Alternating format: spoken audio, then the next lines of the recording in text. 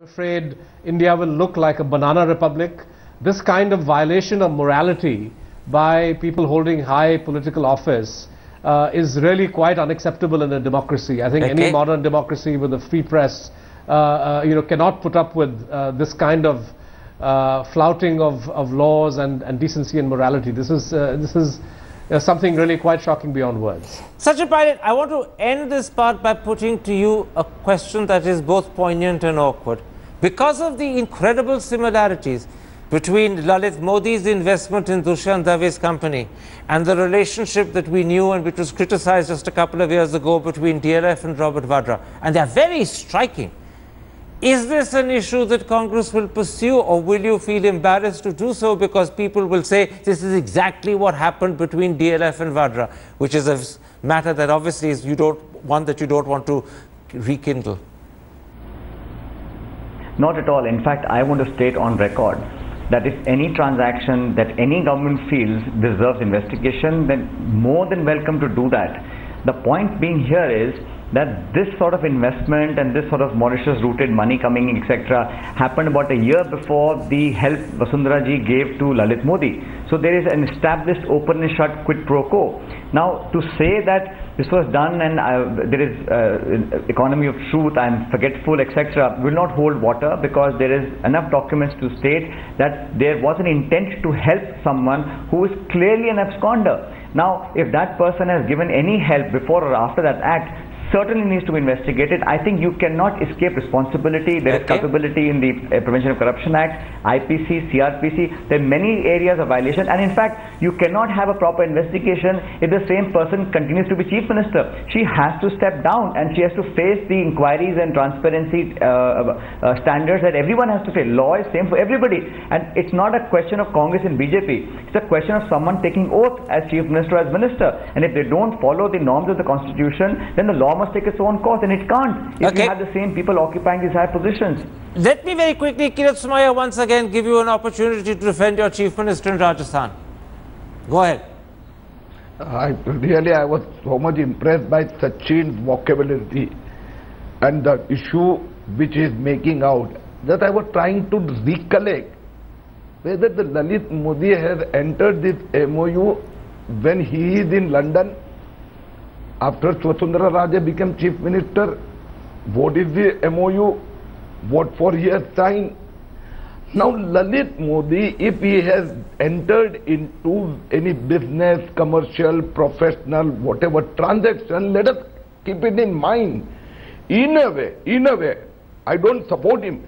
But you know, this 2020 IPL tournament has become one of the most popular tournaments in India. Forgive me, we're not talking about 2020 IPL, we're talking about Modi's investment in Dushyant Singh's company, the son of the Rajasthan Chief Minister. All right, never mind. One way of defending is to defend a question that wasn't asked, and I suppose that's a credible tactic for a politician to take. It's not a credible tactic for an anchor to tolerate. So this anchor is going to end this particular part there and point out to the audience that you did put up a defense, but you put up a defense to a question that I hadn't asked.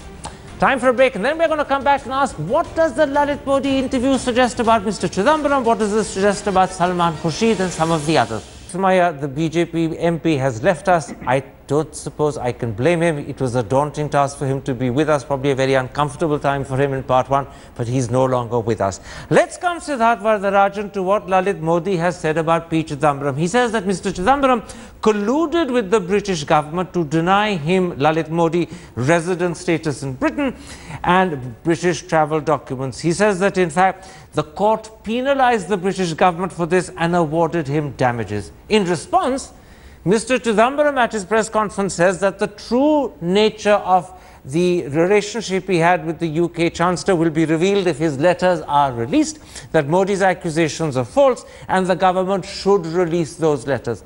Do you think the time has come for those letters that Mr. Chidambaram sent George Osborne to be released so that Modi's story about collusion can be nailed or corroborated?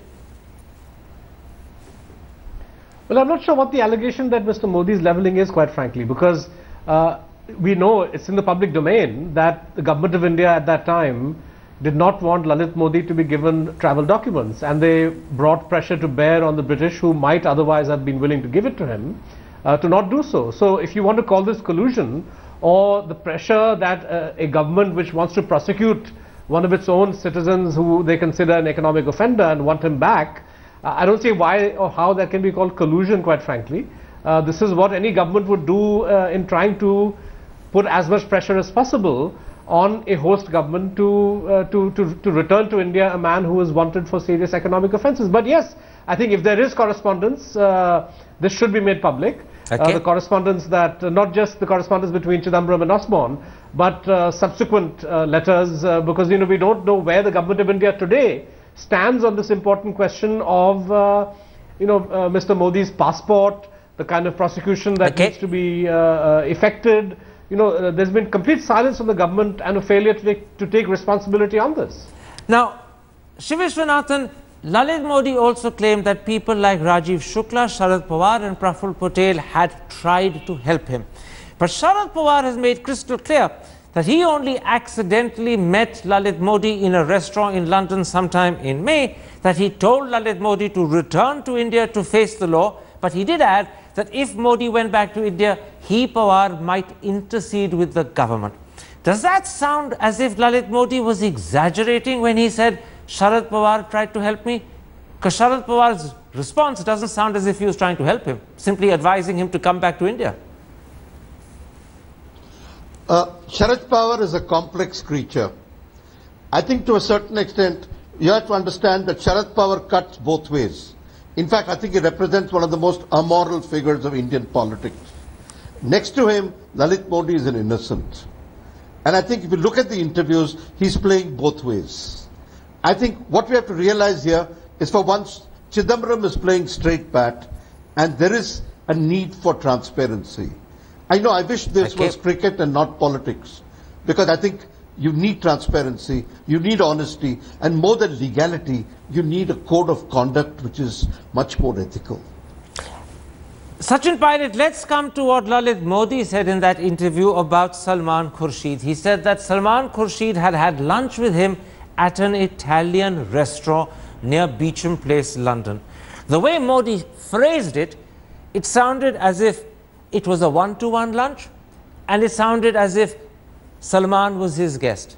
But when questioned, Salman said that he'd attended a lunch arranged by Modi's uncle where 5 other people were present.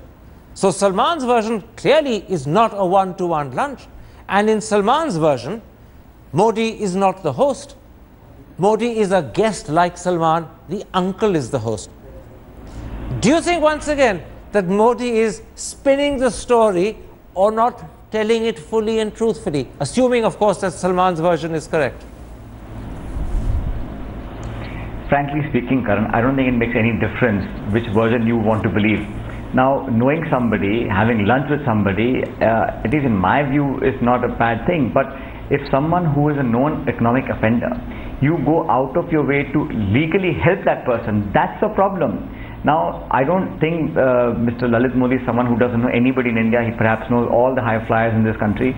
But the people who are going out of the way to help him are the ones who belong to the BJP. When Congress and UPA was in government, he was in the dock. He couldn't travel out of England, London, because the government of India did not allow the British government to give him those travel documents.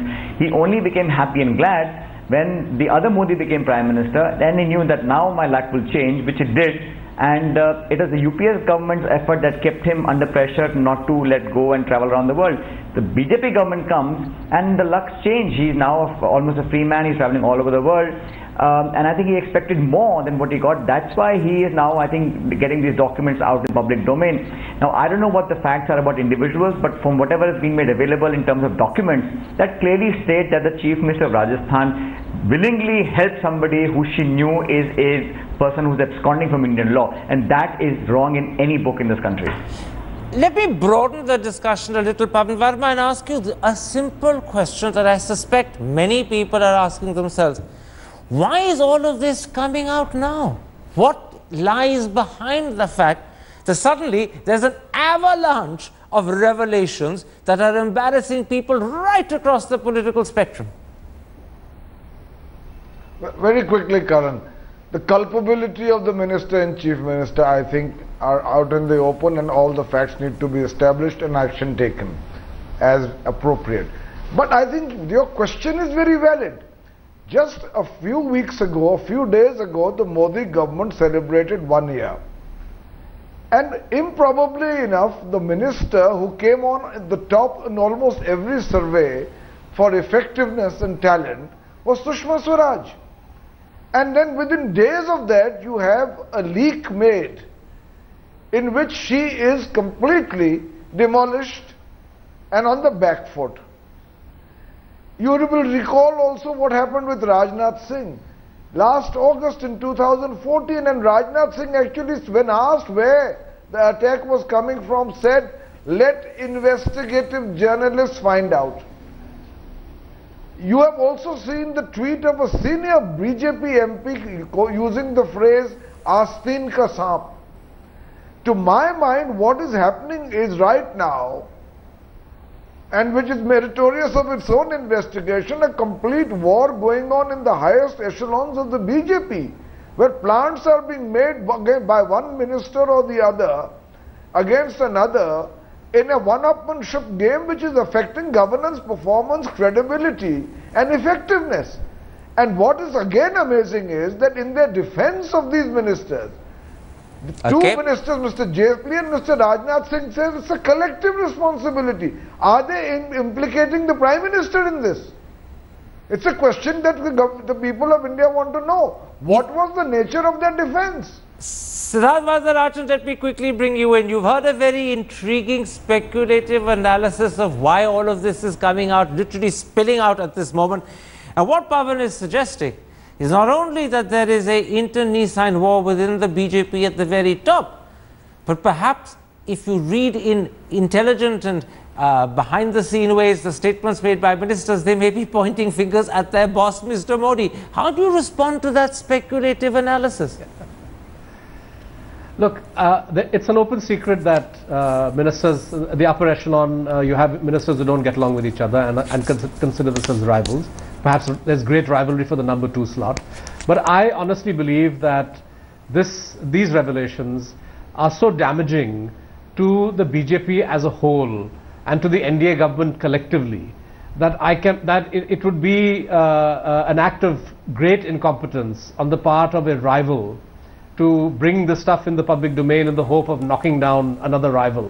Because if indeed this was the motivation, what is happening is that you have cast a shadow over the entire government. I think that's the reason why Mr. Modi from day one authorized Amit Shah and Rajnath Singh to go out in the open and mount a strong defense of Sushma Swaraj. It's curious, however, that these top guns have not been deployed for Vasundhara Raje.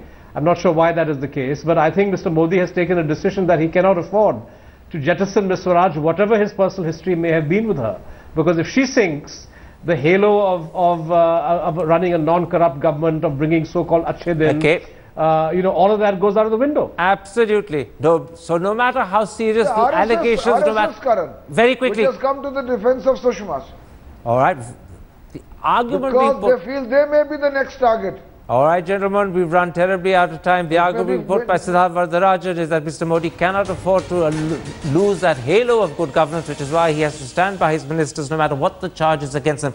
Maybe that is the explanation. Maybe that's only speculation. My thanks to my 4 guests to join me.